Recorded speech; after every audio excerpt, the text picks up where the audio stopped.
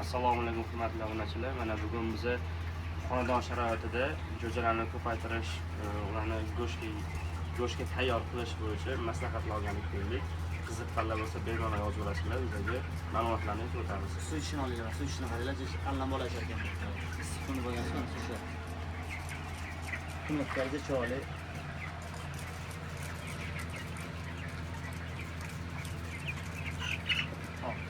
Ota mana bular necha kunlikdan olib kelingan, qanaqa vaksinalar bor bularimizni? Necha kunlik katta bo'ladi? Qo'ldan chiqishi bilan qo'l chiqarib, quritib, betda keyin sartirovka qilinadi, daraklari olib tashlanadi. Yaxshi-yaxshilarni sizga o'sha kundan chiqqan kunini o'zida olib berishadi. Gapdan so'ramoqchi, tuxumni o'zimizda yetishtiradimi buniki yo granparazdan keladimi? O'zimizda hozir asosan o'zimizda yetishtiradi. Oldin Travisdan keladi. Mana 10 yil oldin so'raganda Travisdan keladi, bu o'zimizda chiqmaydi. Hozir почти 100% o'zimizda kelyapti. Даже bizlarning tuxumlar eksport qilyapti. Eksport qilyapti. Rivojlanishmoq. Oldin o'tish boshlabdi-da, sizlarni rivojlanish, bu parallel.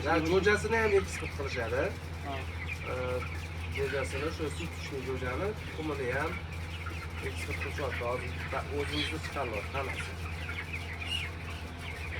Bular mana hozir nishi, ko'rmi, buni qanaqa qaysi firmaning ovqatlarini yeydi? O'z tayyorlasizmi yoki tayyorlab olib kelasizmi? Buni yemini o'zimiz tayyorlaymiz. Firmalar ko'p ovqat Kelimix chiqaradi tabii. O'zi ratsion beradi. O'sha ratsion bo'yicha hamma narsani solib, tayyorlab, granullar qilib beramiz. O'sha granul o'zingiz granul qilasizmi? O'zingizda bor. O'zingiz bozorda bir cho'g'ara bug'doy nima kerak olib kelasizda, so'shtirib, to'g'rilab berasiz.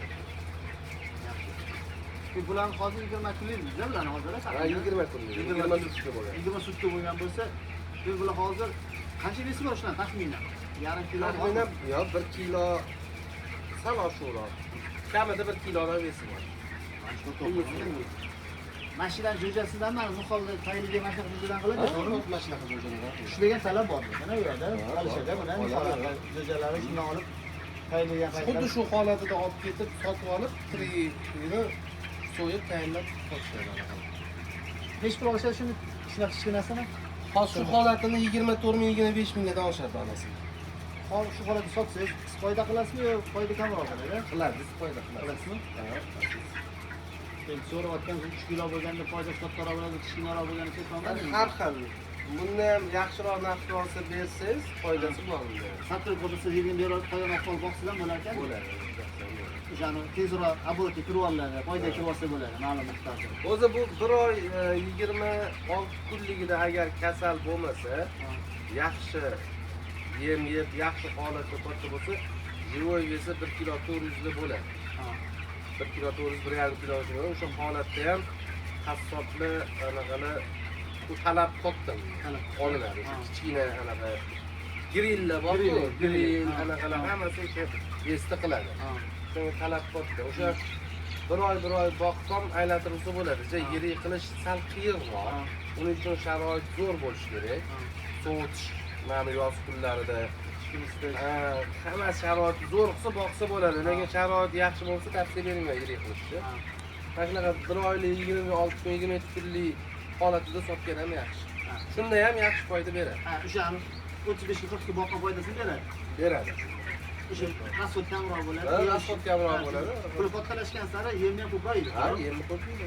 O'sha 2 kilo yem yegan bo'ladi. 2 kilodan sal oshiqroq o'sha 26 kun, 27 kunda. Ha, keyin 10 kun yana 3 kilo Ha, qo'shadi. yana 3 kilo yo'g'adi. Bundan ko'ra mashina klient bo'lsa kichikroq deb so'ragan. Narx-navo yaxshi bo'lsa, narxga ham qaraladi. Narx-navo yaxshi bo'lsa, sotib olsa, bunda ham yaxshi foyda beradi. Narx-navo nima hisobiga, omillar hisobiga o'ynaydi?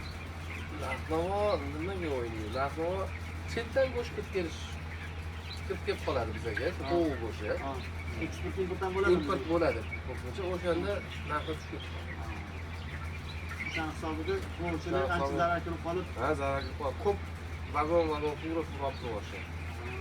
narx ko'tarilib qolsa, Xuddi ana Qozog'istondan go'shtlar keladi-ku. Xuddi o'shanga o'xshab tovuq go'shti ham keladi. Asosan qatdan keladi? Belarus deyishadi. Toshni aniq bilmayman, Belarus deyishadi.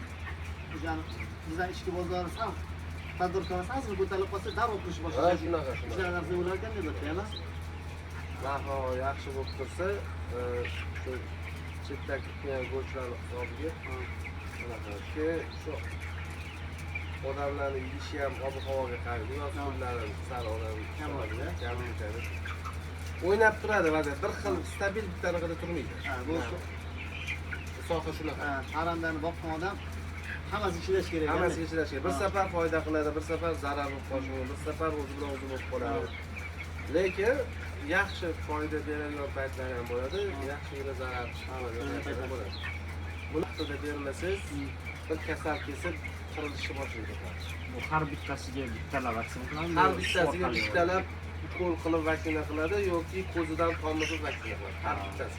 Ajratib olish shunchalik. Yo'q, bu to'sib olinadi, qilib yoqib o'tkazib ketaveradi. Bo'lib Yoki suvdan beradigan variantlari ham bor. U har bittasini bittalab qilgan ishonch qilinadi. hammasi barobar ishadi. Hammasiga qilingan bo'ladi. Suvda qaysi birida ichmay qolishi mumkin. O'sha U qolib ketsa, u kasallik qolganiga o'tib ketadi. bo'lgandan keyin u tarqatiladi. Keyin buni masalan mana xonadonlarda 10 ga 10, 5 ga 5, 7 ga 7 joyi bo'ladi, bir xilada. Shunaqa joylarda ham boqsa bo'ladimi? 7 gacha boqsa bo'ladi. Xonadonlarda o'zi asosan tavsiya bermayman. Chunki bu ventilyatsiya doim ishlab turish kerak, hidi chiqadi buni. Buni bir yog'i dala bo'lgan joylar yoki sal ochiqroq joylarda boqqan ma'qul. Xonadonda menimcha uzog'i bir 100 ta 200 tacha boqsa kerak. Bundan oshig'iga o'zi Mahallaga yozib yuborib, mahalladaglar ekologiya kelib,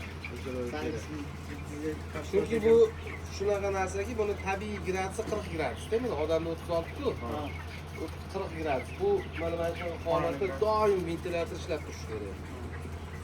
Ventilyator o'chib bo'lmaydi. Ventilyator o'chsa, bu yarim soat 40 minut ichida o'ladi. Qirilib ketadi. Sovutish sistemalari bo'lishi kerak. Gofralar, o'sha ventilyatordan dijoki bo'lishi kerak. Ko'proq boqqan odamni, svet o'chib qolsa dijok yoqadi. O'sha holatda. Kechasi-yu kunduzi ventilyatsiya ishlab turadi. Havo alishtirib turadi. O'zim ham go'ngidan ammiak chiqib, o'zini o'zi ham zaharlab qo'yadi. Keyin bu xonani gradus taxminan nechida? Xonani gradusi kelgan paytda 33-35 gradus bo'ladi. Jo'ja bir kunlik paytda. Bir haftacha shunaqa gradus bo'ladi, keyin bir haftadan keyin sekin-sekin pasayib ketaveradi. 30 ga tushiriladi. O'zi 2 haftalik bo'lganda 28 ga tushiriladi. Hozirgi kunda 26 da bo'lishi kerak. 26 40 kunga yaqinlashganda 22-23 gradus bo'lishi kerak uzoq. bo'lmasa o'zini o'zi o'ldiradi. Dimlanib qoladi.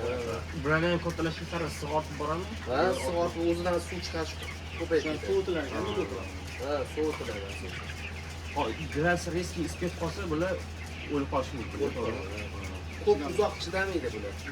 Go'sht Uzog'i 20 minut, yarim soatda o'lib qoladi.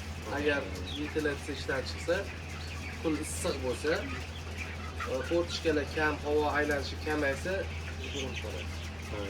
Mana eshitdinglar, bular bizga qiziqib boqib qo'yib, mana bunaqa sharoitda qilmaganlardan keyin uni boqish tavsiya berilmaydi. Hamma sharoit qilingandan keyin suv sistemasi, donlar berishlari, har bitta ko'rishkalar qo'ygan, mana ventilyatsiyalar qilingan, mana bu axlajinalar ham bor.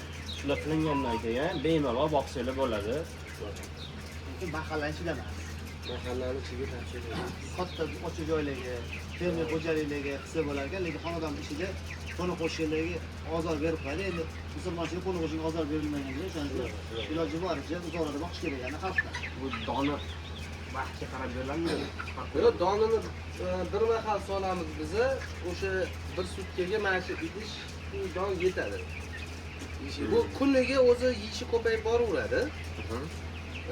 Hozirgi kunda o'rtacha 100 grammga yaqin yeydi bitta har bitta jo'ja. 40 kunlik bo'lgan paytlarda 200 grammgacha yeydi. Unda 2 mahal solinadi. Ha, ertalab Ertalab kechqurun solinadi. Hozirgi holatiga to'ldirib qo'ysa yetadi. Kundan kunga buni yeyishi ko'payib boraveradi. Jo'jalik paytda ham to'ldirib qo'yaversalar, 2-3 kun yetaverar ekan deb. Jo'jalik paytdan to'ldirib qo'ysa yetadi. Keyin o'zi Kamagandan keyin solib qo'yaveradi. keragiga qo'yaveradi. Doim idishida yem turish kerak, yem qolmay qolgan holat bo'lish kerak emas. stressga tushadi jo'ja. Doim suvi bo'lishi kerak. Suvsiz qolish kerak emas. Doni suvi doim bo'lishi. Bu shunda o'zi yeydi, dam oladi, yana turadi, yeydi, yana dam oladi shuni. Men kechga o'qilar, hozir kunday yoqilyaptimi? Yo'q, bu Sizga ham? kelgan paytda jo'ja yangi kelgan paytda yoqiladi. Ha, Isitishga shu 35 gradus kerak bo'lgani uchun.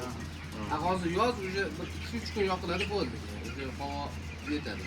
O'zi gradus 35-37 bo'lsa normalmi? Yo'q. Ha. Ben kechqurun bunaqa issiq bo'lmaydi, shaxsan yoqilar ekan, Ha. go'jalik. Kelgan paytda, jo'jalik paytda kechqurun yoqiladi. Xudoning ichi ham shundoq ham 34-35 gradus bo'ladi. Ha. Sovutish kerak. Sovutish kerak. So'tish kerak. Sovutib havo berish kerak. Ikinci vaqtida ajratmasdan xalqimizga manfaat beradigan suhbat bo'lgani uchun rahmat. Bizning sahifamizga obuna bo'lib, subscribe qilsanglar, sizlarga foydali bo'lgan kanallarni chiqarib boramiz.